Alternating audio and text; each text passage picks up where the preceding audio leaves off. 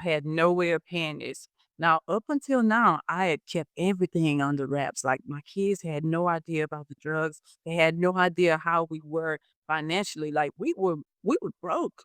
And they didn't even know I was going to food banks to get food every week. Like they had no idea. So when this light bill came and I'm like, I have no idea how I'm gonna pay this because all of the people that I could rely on for money, they don't even have that kind of money.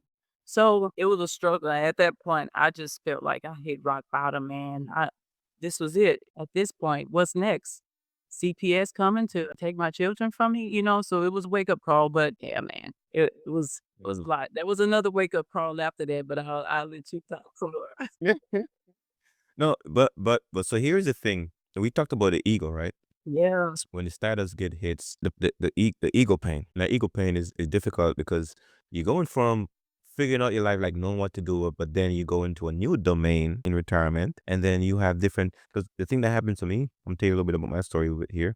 Because when I retired, I had to take like a sabbatical because I never felt anxiety and depression pretty much my whole life. I didn't feel it like I felt it when I retired. yeah, So it's feel like you was going so fast, and when you stop, your enemies caught up with you. And you're like, how do you get here so fast?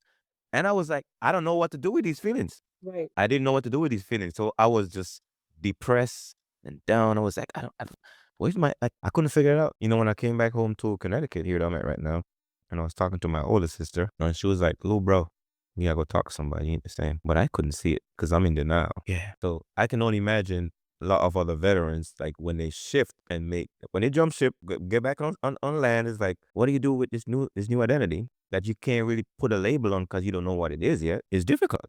It's very difficult, and a lot of people don't know that.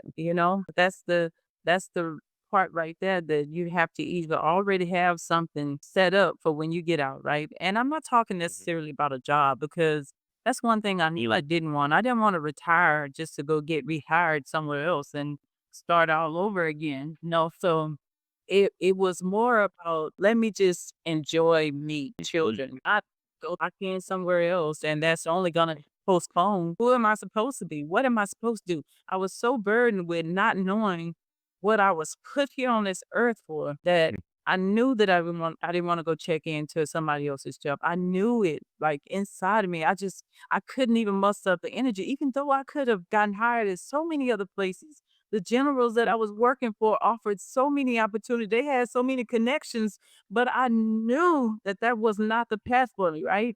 Because I would have just masked everything that I had been dealing with in the army with a new job, and that would have came became priority. So, I'm a tie in here with you because I know the feeling. yeah. Because when I was retired, I was like, bro, you've made it 20. I did 22 years. I was like, there's a part of me that I was burying, and it was just fighting me every day.